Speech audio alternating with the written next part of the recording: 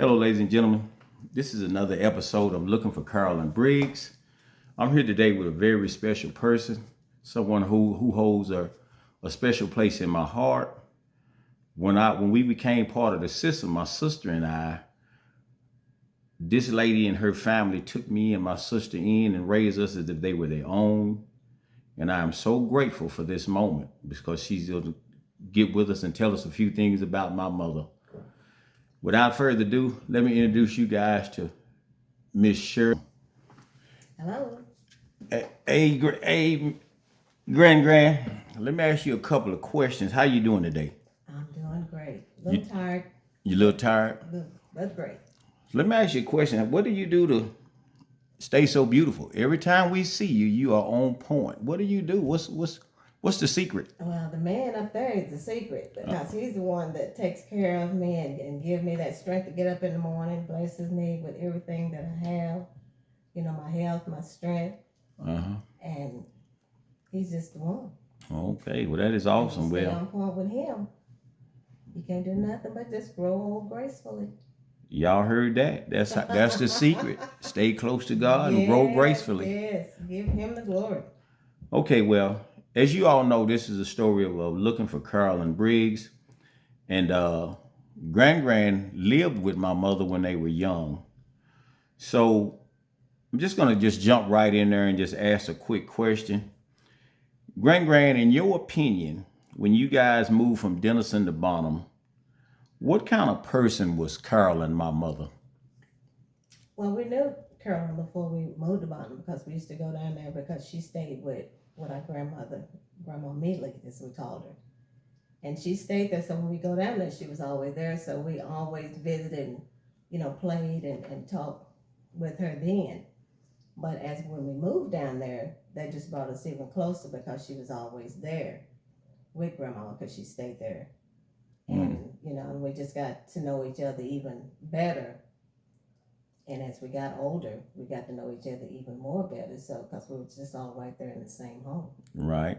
So living in the same home, you kind of grew up like sisters. Am I correct? Right. So you shared a story with me about making sure my mother was on point, like you was always on point, and you would do her hair. Tell me some of the things she would say when you say, Carolyn, well, let me fix this or let me fix that. What would be some of the things she would say? No, I didn't have to tell her. She would ask me when she's getting ready to go somewhere. Sure, you gonna curl my hair? will you fix my hair? So I would just curl it because I know she could do the front, but that back, we'd always have to.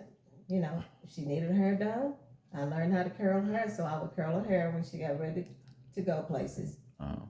Make sure she left out the house looking right. And in those years, she would ask you to babysit me and Terry and Carlos sometime. So what was it like having to babysit 3 small children like that? Well, I had one at the time, maybe 2. I have to go back and look. I think I had like Ruthie and Daryl during that time. So it was just like, the more the merrier because my mom always had children around. Right. When we were growing up, we always had kids come to the house because we had brothers and we had children around. So whenever kids would come around, it was just like, okay, come on, we just put you in here and let you play. But, when she would ask, could we keep kids? And she was always good about asking in time. Like she said, I'm going to go to a party on Friday. Can you keep the kids for me? Or something like that. She didn't wait till last minute because she knows she's going to want me to do that hair. So she would always let me know in time that she was going places. Okay, moving forward, when my mother became missing and you first heard about it, what was your thoughts? Well, it was just devastation at first because we just, couldn't believe that something had happened because, we know she would go out, but she always came back because she always told us, she would never leave her kids. So as it progressed along the way where we were trying to find out where she was, those thoughts just rang in my head. She's got to be somewhere where she's going to be home in a few days because she would never leave these kids. Mm-hmm. And she would have let us know. So it was just, it was just devastating. We just kept waiting to see, if she was going to be walking in the door one day or walking over to her mom's house one day, and we'd all be back happy again that she was here. But it Right. didn't happen that way.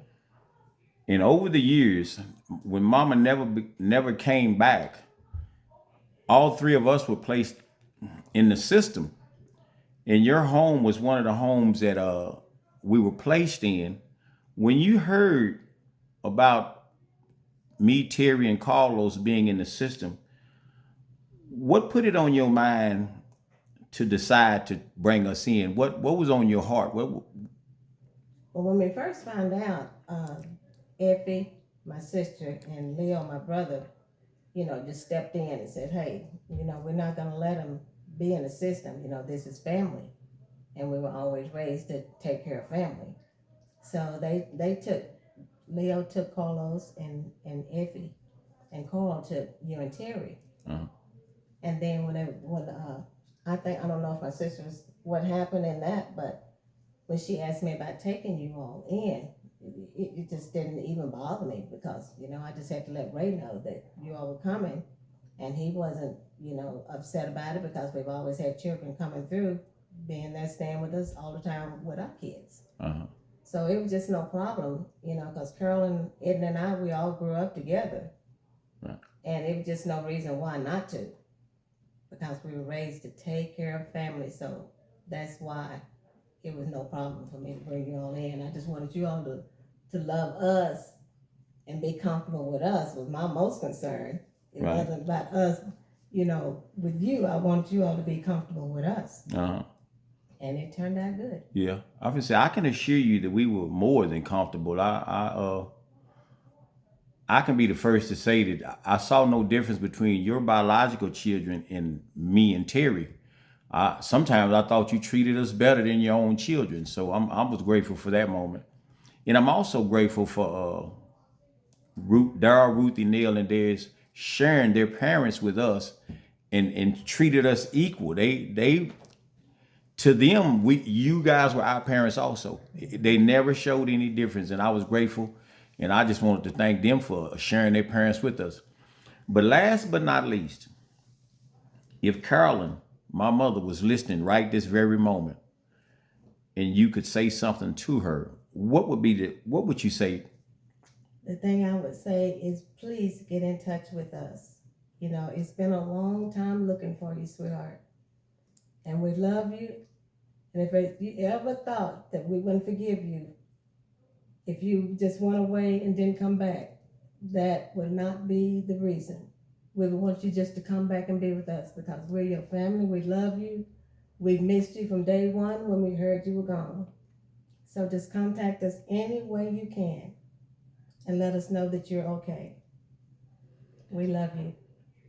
Well, that's awesome, and as her youngest child, let me be the first to thank you for taking the time out of your day, because I know you had a big day yesterday, a long, busy day yesterday, and for you to take the time out for me today, I'm grateful. So thank y'all for tuning in, and we pray that you guys continue to share this video. We have to use the power of social media. That's the only way. With social media and God, we'll get the answers we're looking for. So we thank y'all, and you all have a blessed day.